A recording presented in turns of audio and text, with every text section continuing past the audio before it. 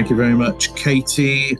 Good afternoon, everybody. I apologize if my picture is a bit jerky. We seem to be having some slight connection issues, but that shouldn't matter too much because mostly you'll be looking at the presentation which I'm about to share and a walkthrough of some of our latest work that you can engage with going forward. So let me share my screen. And bring up the presentation. So as Katie said, some of what I'm going to talk about today will have been covered in a previous webinar. I'm not going to go into the same level of detail as I did previously, but it is kind of important for those who weren't there to understand the context, and also perhaps as a reminder for those of you who were of the journey we've been on as an organization. So the first thing is, I thought I'd do a recap of the story so far. So if you've been a member for a while, you'll recognize the image on the right. That's the CQI's competency framework, the core competence areas of governance, assurance, improvement, the fundamental quality competencies. Wrapped around that is the context in which you work. So you need to be able to apply those competencies in your professional context. And at the heart of it is the leadership competence, because you need to get things done within your organization and within your supply chain and more widely. So that was the CQI competency framework, which was launched probably about 10 years ago now. And when we talk about competence, we're meaning a blend of knowledge, skills, and behaviors. And we made this kind of flesh with a little bit of guidance. And people found it very, very useful to be able to articulate what quality professional competence was and to be able to explain what they do. And it was also a link to our chartered membership application. So we brought that in. That was our first vision in this form of professional competence. But what happened, particularly the last few years, since we launched it, that the environment has changed. Digital transformation, as you'll be aware, is happening at a pace. We did our work on Quality 4.0. Lots of information available about that if you're not up to speed on that.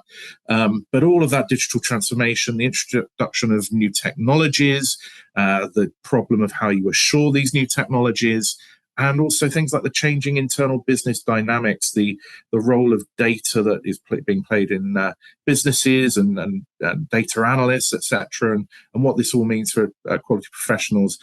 All of the digital transformation activity has really come along since we did that original competency framework, and it's not really reflected in it. Likewise, the sustainability and environmental, societal, and governance agenda, ESG, that wasn't reflected in the competency framework. Obviously, through the pandemic and years since, the needs for organizations to be agile and innovative at speed, and then the implications of that for the quality profession, they weren't included in the competency framework. And there's a greater focus now within the profession on risk management. So all of these areas were gaps that existed within the competency framework. What was in there wasn't wrong, it's just it was incomplete. So we decided that we would update it. So through the process of creating or updating the competency framework, we actually created what we now call the profession map. It's structured slightly differently and is used slightly differently from the competency framework. So we created it to reflect that changing environment, but also to help the CQI and quality professionals to better communicate what we actually do as quality professionals and the value we bring to organizations. And we also wanted to have it as a practical tool to support professional development rather than a piece of shelfware to be referred to, but not really used on a day-to-day basis. So we wanted something that quality professionals could have by their side every day that would be of use to them. So that's how we came up with the profession map. And you'll recognize the diagram. It's the same 5 competencies, governance, assurance, improvement, leadership, context. But what's different about it is under each of those competence areas, there are either 3 or 4 key components of competence, so key subdivisions of those competence areas, and each of those subdivisions has a set of summary competencies. And these are what you can see in the open access version of our profession map, which we launched in June last year and is freely available to anybody on our website. You can get links to it from the front page of quality.org. So this is what we came up with and launched in June. It's gone down very well. It's had a very, very good reaction. People are already using it for their professional development planning, which is very heartening. But there was much more that we did that we hadn't revealed until now. So before I get onto that, what is also new is the tiers. So there are 4 progressive levels of competence, and people can see how those key components of competence and those summary competencies develop across the tiers. So from tier 1, which is having sort of an awareness of things and techniques and understanding and the ability to do more straightforward and non-complex activities, generally under supervision. Through to tier 2, which is beyond awareness and into ability and the consistency of activity and the ability to work independently in straightforward and non-complex situations and with guidance in more complex situations. Through to tier 3, which means you're knowledgeable, you can supervise and train others, you've got extensive experience by now in both straightforward and complex situations, and you can carry out complex and non-standard tasks. And tier 4, which is about leading, developing, advising, having detailed knowledge, solving complex problems and generating innovative solutions. And you're probably working at an organization level. So you could be a subject matter expert. You could be a sort of director level, head of level quality professional. And so these progressive tiers across the 5 competence areas and the key components help to give people a picture of where their competence is. And, the competence could be different in different competence areas. You could be an improvement specialist and consider yourself tier 4. Your assurance level might be tier 2, and that's perfectly fine. That is there is no one model for a quality professional. So this structure allows people to find their kind of blend of competence within their own career, their own knowledge, skills, and behaviours. But what I said about what we've developed, which wasn't in the open access map, which was, say, released in June, were detailed competencies. Summary competencies are in there, but the detailed competencies until now have not been available. There are 1,117 detailed competence statements that exist in the profession map, describing in quite a lot of detail, individual things that you need to be able to do or understand or have knowledge of across all of the 5 competence areas and the 18 key components. We reflected those developments that happened since the competency framework was introduced. So there are 38 competencies relating to sustainability and ESG, 66 to digital transformation, 77 to about agility and delivery of innovative change, and 115 relating to the management of risk. And they are scattered throughout the full profession map and can come up in multiple competence areas. So a huge amount of detail, greater diversity of coverage than existed in the previous profession map, competency framework. And this is all now a key part of what we term the CPD ecosystem. So there are professional sources of truth, things that you can rely on, things that you can refer to, and we will put the profession map in that bucket. You could also have things like research outputs, reports, standards, anything which you think is directly relevant to your career, your profession, your industry, that is reliable and can be sort of key reference point for you, we would say, as a professional source of truth. And then key to this ecosystem as well is then planning your CPD. And we have at the CQI, we've got a CPD log. We've also got the Quality Careers Hub, which people have been using now for about 18 months to help guide their thinking on a career and particularly their soft skills. And it's very good if your CPD planning can be related to the professional sources of truth, because then you're learning and developing skills related to the things that are at the heart of your daily business and professional career. But planning is one thing. You also then have to go and do things as part of your CPD. And there are a number of things that we provide: quality courses, quality world webinars, e-library with hundreds of thousands of articles. We've got a mentoring scheme. We've got our branches, special interest groups.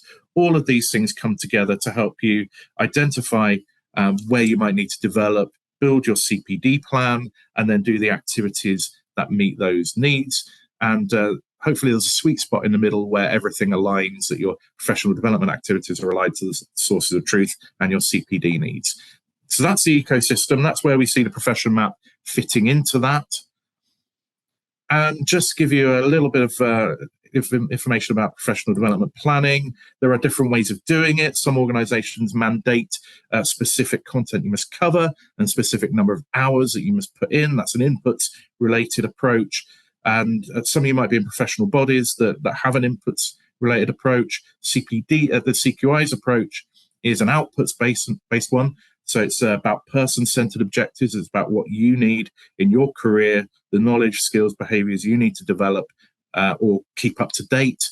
So it's really your choice what you do. And it's about focusing on those goals, what difference you want to make through the professional development process. And we use the Plan, Do, Check, Act approach. So every charter member and fellow has to have 3 professional development objectives, because we could sample your CPD and we'd ask you to present those to us. And we say you should have that on a rolling basis. It's not just something you do once a year. You're always working on your CPD. So you identify your objective, what you want to achieve and why. You set the time frame, start and completion date, and then you plan your activities. It can be multiple things in order to fulfill that objective. Then you go ahead and do those activities.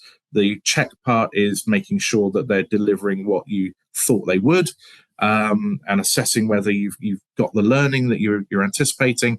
And the act stage is whether you need to do further activities, change or expand the objective, or close it off. And the circle continues, and you keep going through this professional development planning circle. And we have a tool within the members area of the website where you can log all of this and manage your CPD activity. And those activities can be anything that helps you meet those objectives. We've listed a whole bunch here. You saw them on the slide with the ecosystem, but it can be anything that helps you to meet those objectives. So what we're doing now with the full version of the profession map is we're expanding the CQI's CPD ecosystem. So down left in the professional development planning section, we now have a profession map self-assessment tool, which leverages those 1,117 detailed competencies. You can, if you want, read every single one of those. We don't recommend that's how you use it, but they are there for you to see. And there's a learning plan within our new Quality Learning Hub that enables you to capture the ideas that you might have and the recommendations that we give you in the self-assessment tool, and capture those and use that as a basis for then your CPD planning down the line. And we'll show you all of that in a second. And then, as I mentioned, in the activities section, we've got the Quality Learning Hub, which is increasingly going to be where we're placing our CPD content. We've already got e-learning courses in there. We've got webinar recordings in there. We're going to be putting more and more content in there. It's fully searchable. And we're putting recommendations from the self-assessment tool. We're putting activities, whether it's watching a video, doing an e-learning course, or reading an article. We're going to be putting that content into the Quality Learning Hub. So our thinking is, with the self-assessment tool, that the first step is to look at that public profession map that we launched in June last year, to understand what professional competence looks like within the quality profession, understanding governance, assurance, improvement, leadership context, getting a view of the 18 key components, and making a rough and ready assessment, I would say, of where you think your professional competence lies in terms of the 4 tiers against those 18 key components of competence. So having that understanding then is a shortcut when it comes to the self-assessment tool, because you start by looking at the tiers that you think apply to you, rather than starting in tier 1 and working upwards. If you think you're tier 3 improvement, you go straight in there and you try and validate it, and you see where the gaps are. So you do that self-assessment, you build your learning plan, build your CPD objectives, and you do the CPD activities. So our extension of our CPD ecosystem basically added those second and third steps, the self-assessment tool and learning plan, and the CPD activities that you can do off the back of it. This is all new, and this is what I'm now going to demonstrate to you. So you should now be looking at the professional map. This is in the members area, in the open access area of our website. You can get to it from the front page. So this is where you can see context, governance, assurance, improvement, leadership. You can see the key components here, 4 of them in context.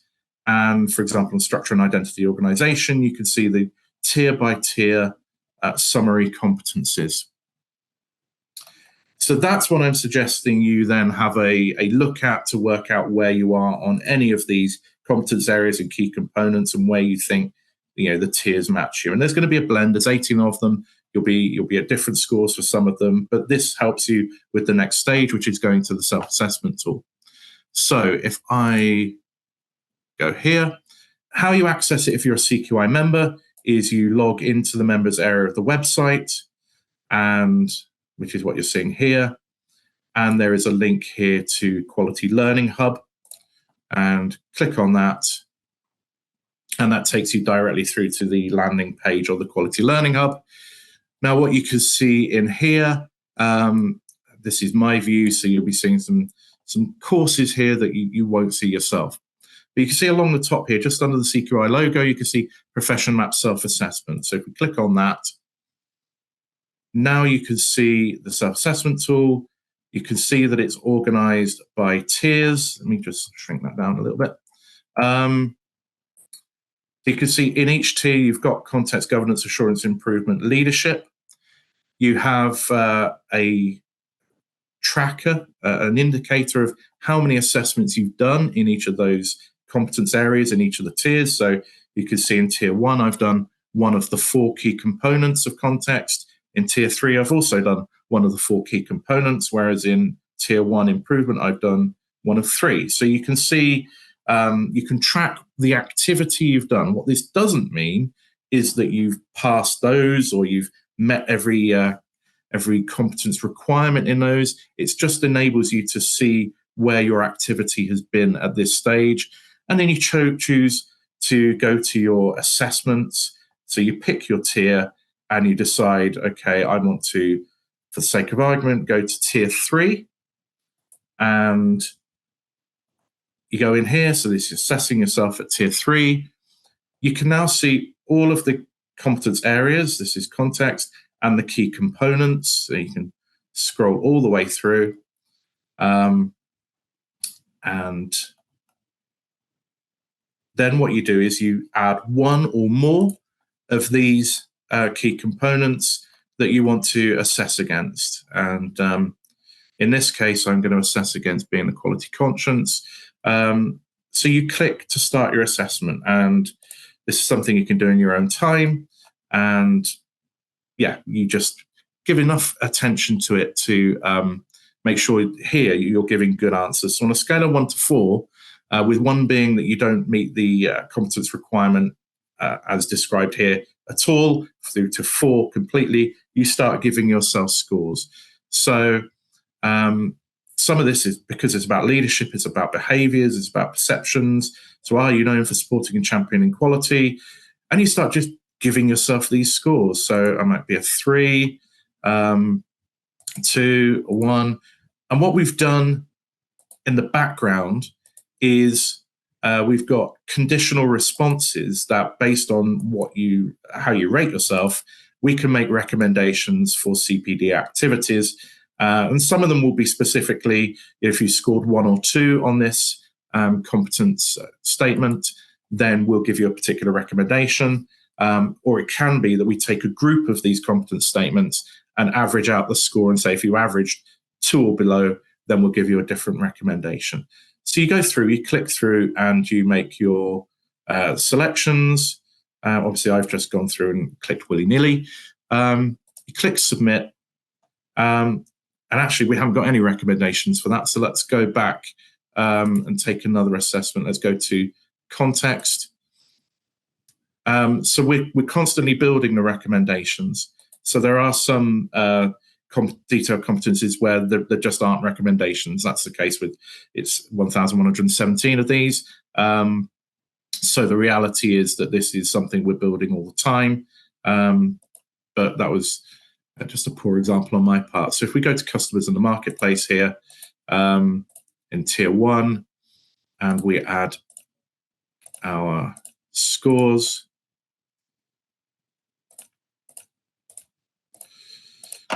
and we submit, what we now get are recommendations, and you can see all your recommendations in tier 1 here, and you can filter by the competence area, you can filter by the type of recommendation. So what we got here is customers in the marketplace. There's something about understanding the context competence area. There's find a mentor to assist in the development and understanding of your sector. There's an e-learning unit about stakeholder management, customer and stakeholder management video. There's another e-learning course here about horizon scanning. And there's one here about risk and quality management. This would be a video related to one of our webinars. So these are recommendations. They are not instructions. As you've been going through looking and answering those questions, there might be certain things that pop out at you and you think, actually, I could really do with knowing about that or working on that. So don't entirely rely on us giving you recommendations, because I said, we are building the recommendations base. There will be things that are missing. So if you recognize that there's a gap in your knowledge, skills, or behaviors, make a note of it and show you what you can do with that in a second. But you do get the recommendations as well. And what you can do then is add to learning plan. And you can see it's confirmed that it's added to learning plan. And let's add that webinar there. And we've got an e-learning course there. So we've added a few things. We've decided that actually some of them are not relevant to us. You could think, actually, at the moment, all I'm interested in doing is watching videos and not e-learning. So you can filter like that. It allows you to basically see the recommendations and make a judgment in your in the context of your professional life, which of these you want to prioritize. Now, having done that, and say you don't have to work through all of these, you can focus on a particular key component or a particular competence area or a particular tier. But having moved things into your learning plan, you can then see all of the ones that you put into the learning plan are here. So you've got the video, the customer and stakeholder requirements webinar, the horizon scanning, e-learning. Again, you can filter by the type of recommendation. In this case, we've only got e-learning videos. When things are complete, you can mark them as complete, or you can delete them. There's a little trash can thing here. Again, this is not necessarily your CPD plan, but these are activities for identified needs that you can then build into a CPD objective within the CPD plan if you want to. It could be multiple things that you're going to do. If, for example, it's stakeholder management you want to work on, there might be a video, there might be a webinar, there might be an article, and you might want to get a mentor, and you might put all of those together into a CPD objective. But this is a good way of capturing everything, of managing them, of prioritizing them. So you might think this video is a high priority. You click the up arrow, and that just gives you that idea of prioritization. Or you might want to write a note to yourself or create your own action, which might be, in this case, develop CPD objective for stakeholder management. All of this is stored in the Learning Hub in your own account. Nobody else can see it. So this is really a useful tool for you to be able to think about your learning needs. So I'm going to add that to the learning plan, and we should see that applies here. It's arrived at the bottom, and then you can move that to the top if you think it's the first thing you want to be considering. And there you go, it's at the top. So all of this is a way of you gathering these recommendations, prioritizing them, deleting them, acting on them, doing what you need to. You can export your learning plan here. There's a download, it's in a document. So if you do want to upload it into something else, or put it, take it and put it into a hard drive of your computer, whatever, or keep a rolling record. You can also look at previous versions of the learning plan and download those. So you've got the ability to extract that. So here is how the professional map self-assessment and the learning plan tie together. So that's identification of your gaps, perhaps in your knowledge, skills, and behaviors. You can, if I go back to the self-assessment tool, you can also use this in a different way. So rather than validating where you think your skills are now, or even if you have validated where your skills are now, you can look a tier ahead and you can start thinking, okay, what if I wanted to move from my current role into a leadership role? What are the knowledge, skills, and behaviors I would need to be able to do that? So if I was looking at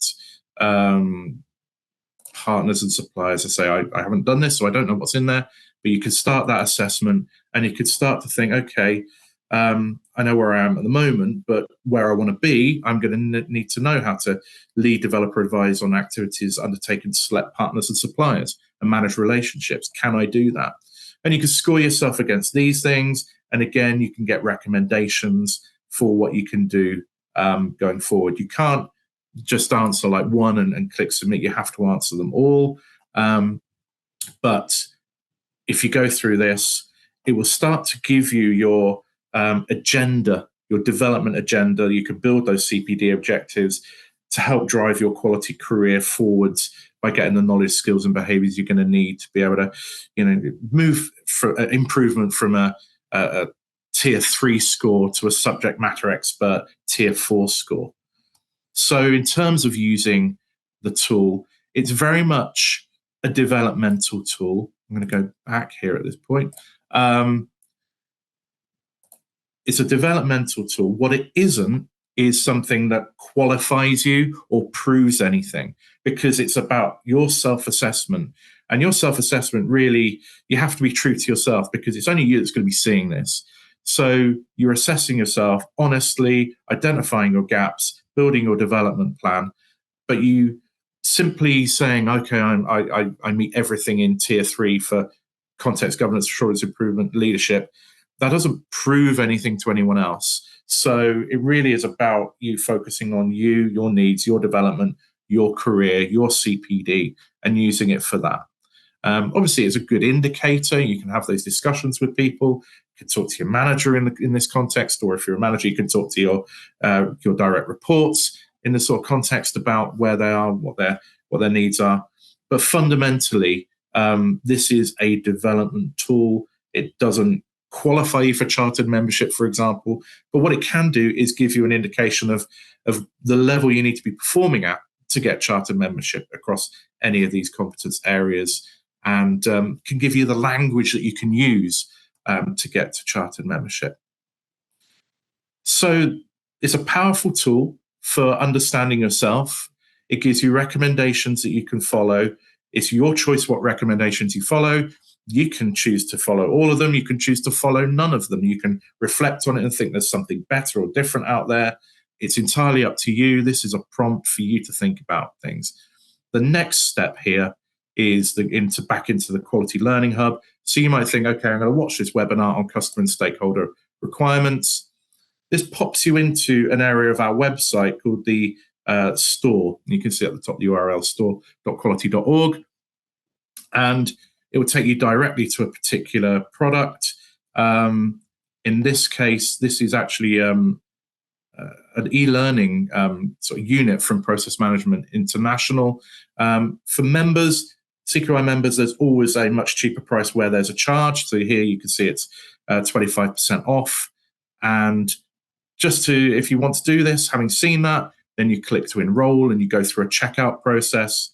If you're a CQI member, now my account here is not logged in as a CQI member, seeing the non-member price. But if you're a CQI member, it'll always present you with the CQI membership price. You can also buy more than one version of something. So if you want all your team to be working on something, you can do. When I say buying, it's really about enrolling. So if we go to here, which is the store's homepage, store.quality.org, you can search all of the courses that we have, all of the webinars. So one of the things that has been very popular and I might recommend is a little bit like this webinar, but there's a Profession Map self-assessment e-learning unit, which for CQI members is free of charge, and for non-members is £10. And that gets them access to the self-assessment tool. If you click to enroll on that, it will lead you through the process of using all of these tools. So I think there's learning objectives in there to show that you're going to understand how it's structured, how to use it to build your CPD plan, and how to use the store. So all what I'm going through basically is in here. So if you wanted to recap, it's there. And in each area, we've got assurance, context, governance, improvement, leadership. So we're organizing our content in line with the profession map. So if we go into assurance, you'll see that there are e-learning units and there are CQI webinar recordings. So we've got a number of these CQI webinars that we've run in the past, and we're going to be putting more and more up here and linking them as recommendations within the self-assessment tool. All of those are free for CQI members and will continue to be free for CQI members. The e-learning units, we've drawn e-learning from a number of sources, and you can see what they are. So you can browse conflicts of interest, cost of quality, giving constructive feedback, compliance management. These are all in there, and you can browse if you want to browse. I'll go back here and just to zoom down. We've also got specifically Quality 4.0. If you just want to look at webinar recordings and not have to go into all the competence areas, you can do that. And we're starting to put our CQI videos that are currently in the members area of the website. We're starting to put them on there. We've got some featured courses. We're going to be introducing bundles of courses and much more that we're going to be introducing downloads. So all of that is in there. The other thing you can do is view all of the courses in one hit, or you can search. So if we wanted to look for things that were, let's say, risk, search in all categories, you can have anything that's related to risk. So you've got a couple of webinars here that come up. Then you've got project risk management. There's another couple of webinars, risk assessment and management, risk management. We'll be adding additional information here to make it clear what sort of level these are at. But there's quite a lot of different things that you can search for and find here. So the store is open access. Anybody can browse it. Members always will get a preferential rate on anything, and a lot of stuff is free for members. But this is how you select content, which you then can access in the Quality Learning Hub. So anything that you check out and enroll on through the store, you'll find here as a course here where it says My Courses, and then you could go in and do it. Also, when you enroll on a course, you'll get an email with a direct link, and you can go and start learning or watching through that. So I think that's my kind of jaunt around the profession map additions to our ecosystem. So you've got the open access version. You've got the Quality Learning Hub where the activity happens. You've got the store where you can find content, and there'll be more and more content added to that. And you have the self-assessment tool where you can interrogate those 1,117 detailed competencies in your own way, prioritizing what you need to prioritize. And you can build your learning plan, having identified any gaps that you might have, whether you've noted them down yourselves, here is an activity on the right, or whether we've made a recommendation. You can use all of that. Say the professional self-assessment tool, the learning plan, that's all free for CQI members. It's a new benefit. But we hope that actually for the profession as a whole, this is going to prove beneficial. We're going to be developing our own CPD courses that will meet gaps that we think exist in the market, that quality professionals will need, that employers will need. And over time, we're just going to grow what's in here. There'll be more and more recommendations. It is a work in progress. So back to the presentation. So in summary, key takeaways, the self-assessment tool is always going to be a work in progress. So slightly embarrassingly, that one area I didn't have any specific recommendations based on the scorings that I put in. Maybe if I'd scored it differently, there would have been, but it is always going to be a work in progress. We are going to be updating the detailed competencies as and when we need to.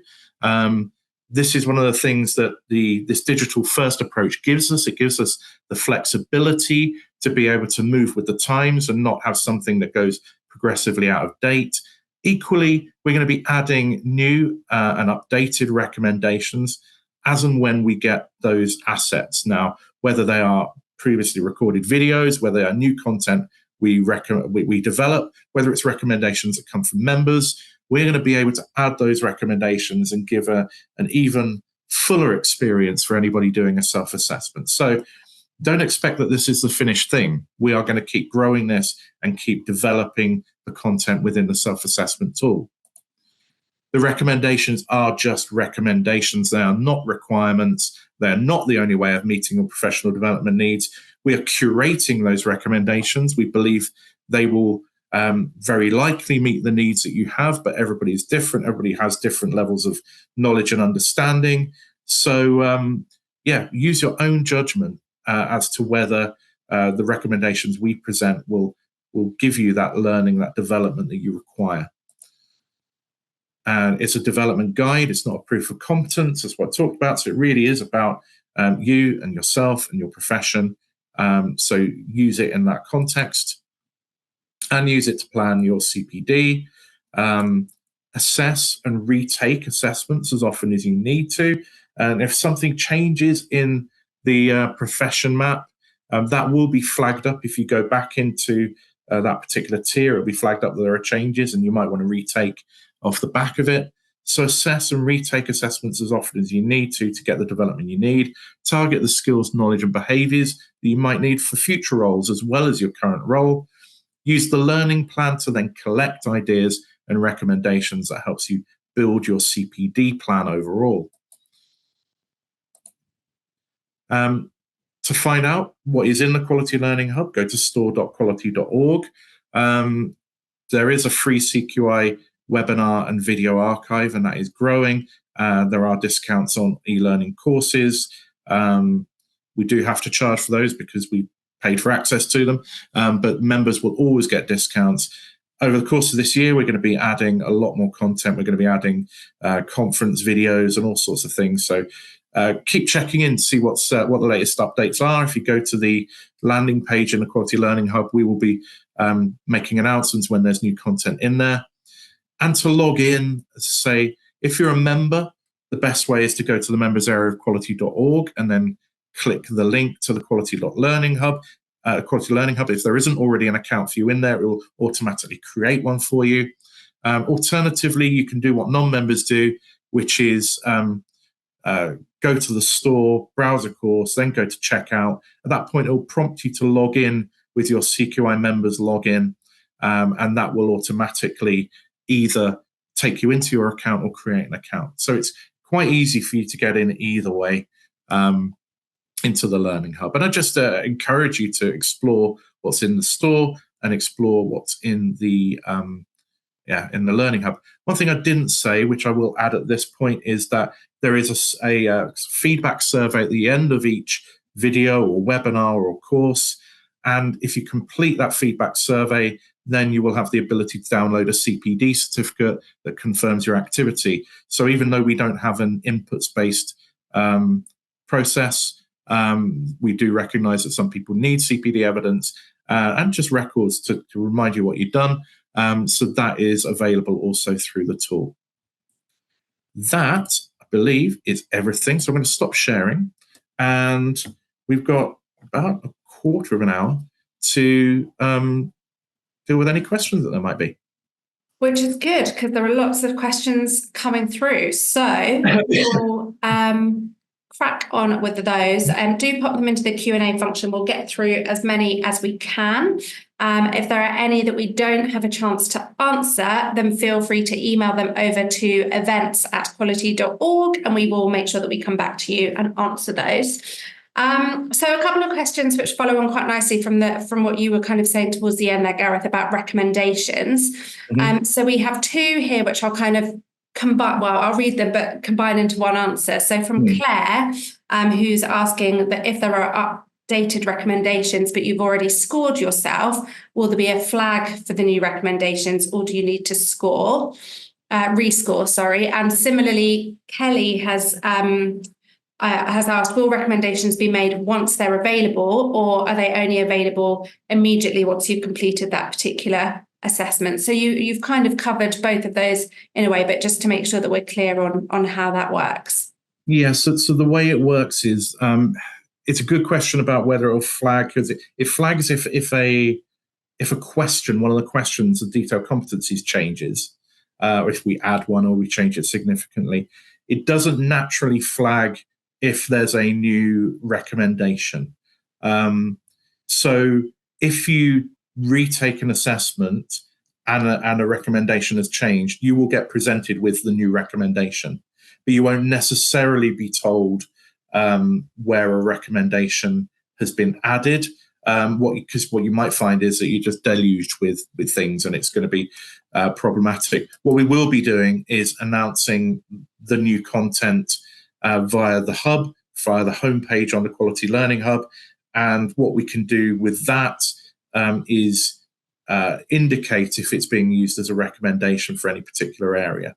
It won't always be the case that they're a recommendation, because sometimes, we don't want to be recommending 5 things on the same topic for the same detailed competence.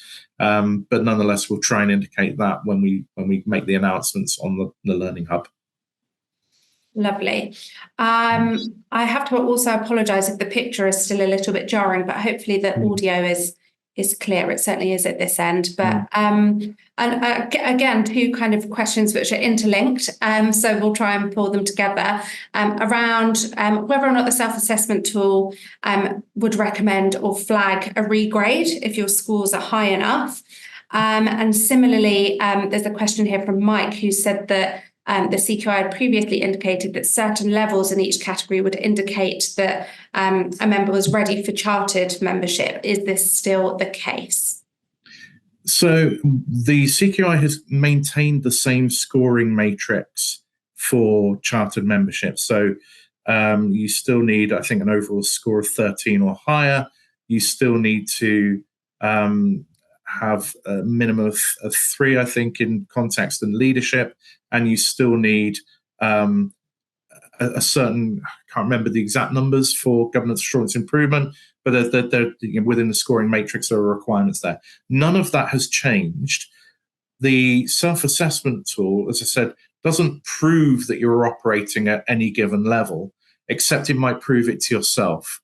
So what I would say is, if you go through and you do a self-assessment, you think, okay, I think I'm a 4 improvement, 3 at assurance, 2 for governance, then you go through, you do that self-assessment, and if it validates that to you, then you start building your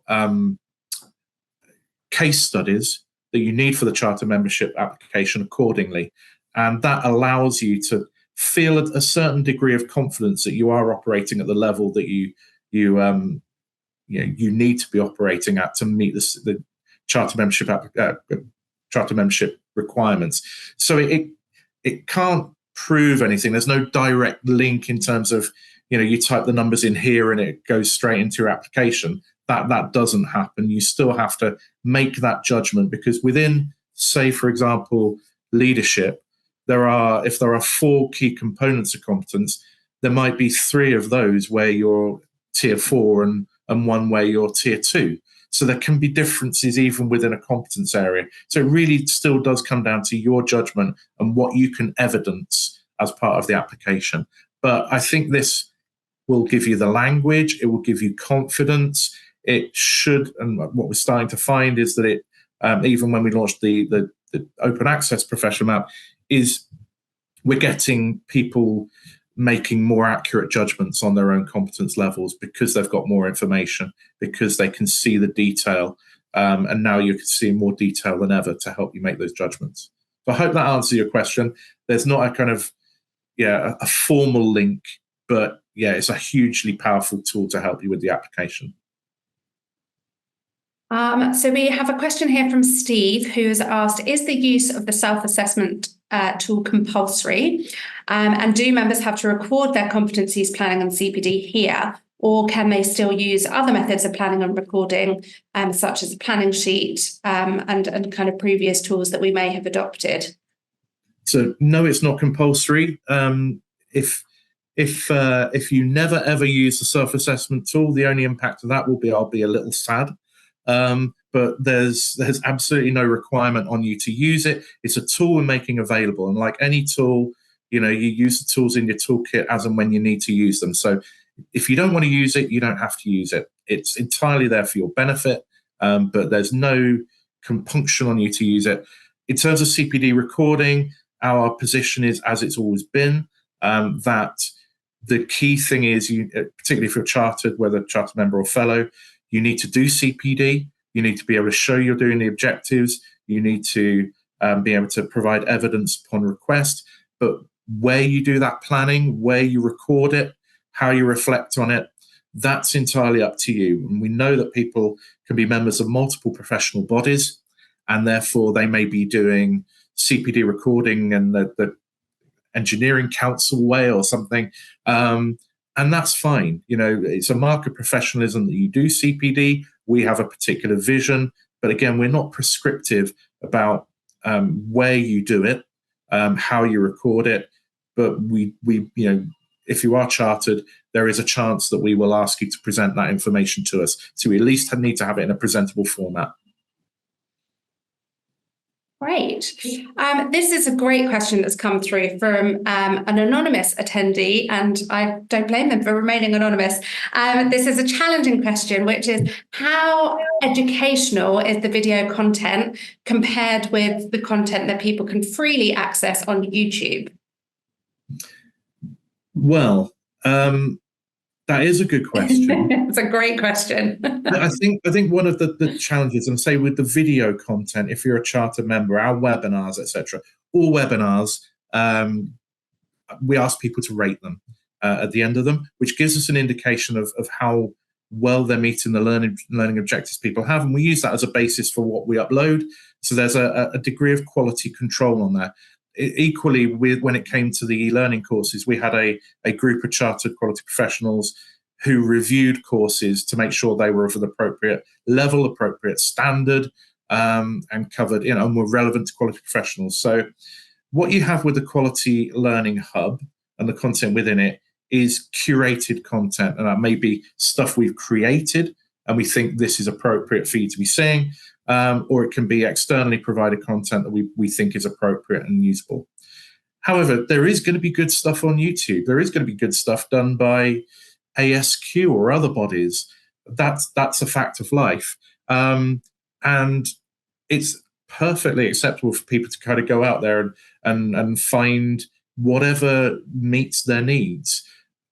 All I would say is that when you go on YouTube, and I say this as in my personal life, I'm a YouTuber, it is a bit of Wild West. People are using AI a lot to create videos now, and AI gets things wrong. And if you don't have the knowledge, you don't necessarily spot it. So you do have to be slightly wary on YouTube of content. It's that curation thing. There is no curation on YouTube at all. So you're taking your picks and taking your chances. The Quality Learning Hub, there might be less stuff on there. Well, there's definitely less stuff on there, but you should be able to have confidence that it's actually good and correct. And we also say there's a survey that people complete after watching anything or doing anything in the Quality Learning Hub, and that's another check for us on the quality of the content. And if we started seeing something rated, 3 or 4 out of 10, we would be removing that from the Quality Learning Hub because we wouldn't want to be presenting that. At the moment, we're not seeing anything scoring anywhere near that, which is validating the choices we made. But yeah, I think the long and short of it is it's trusted curation. It's the source of truth thing that I was talking about earlier. versus taking your chances elsewhere. It's entirely up to you. And actually, I think there's a question that's come in which you have covered, but I think also just to reiterate what you've kind of following on from what you've just said about CPD certificates, that actually it is that feedback and completing that feedback survey once people have completed a course that will then allow them to download their CPD certificates. Is that right? Yes, that is correct. Yeah. And one of the good things is that previously you attended a webinar, you had to attend it live to be able to get that evidence of CPD. If you watched the video in the video section of our members area, there was no proof that you'd ever done that. By putting things on the Quality Learning Hub, we can validate the fact that you have done that learning, and you can get that CPD whether you attended live or not. Brilliant. Well, I think that is pretty much all we've got time for this afternoon. So thank you, everybody, for sending through so many brilliant questions. As I mentioned, if you do have further questions that you think of, then do feel free to send those to events@quality.org, and we will make sure that they are followed up and we can respond to those. But I think that's kind of where we leave it. Thank you, Gareth, very much for hosting and for navigating some of our technical glitches. And thank you to everyone for bearing with us whilst we did so. As you leave the session this afternoon, a survey will pop up asking you for your feedback on this session. So do let us know how you found it, what you would like to hear more of. We're scheduling our webinar program for the rest of the year. So if there are any areas that you would like us to hone in on or produce further content on, then do let us know.